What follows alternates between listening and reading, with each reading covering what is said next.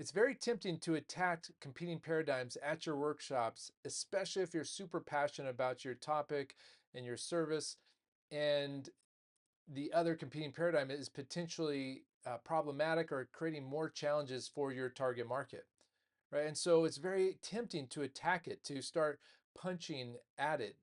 And I can't stress enough that this will absolutely backfire on you. And here's why. No one loves to be directly confronted, right? No one loves to have their beliefs directly challenged, and no one loves to have their loved ones called into question. So if you're directly attacking competing paradigms, you're potentially offending a significant portion of your room, and you will just totally ostracize them. They will not move forward with you, right?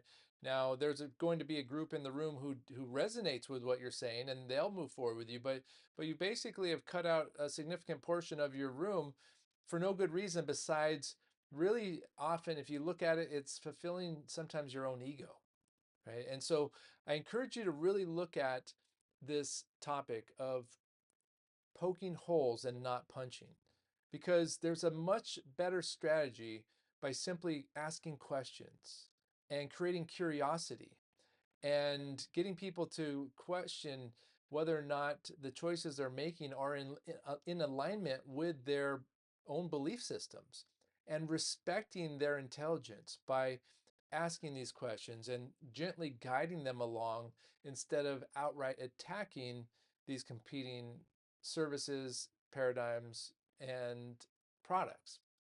Right. Now, if you think about it, if you've ever been to a presentation or you've been with a salesperson and they start attacking the competition, how does that usually make you feel? Typically, it will make you feel like, well, it doesn't feel good, and it doesn't strengthen their position by attacking someone else's, right? So instead, eh, the best way to get your point across and for people to see your value is to position your truth as an upgrade, to the current model, right? It's not that the other model has no value, right? Because it likely does, but position yours as an upgrade so that by the end of the presentation, people are saying things like, "Oh man, why didn't anyone ever tell me this before?" Or "I wonder if this can help me too."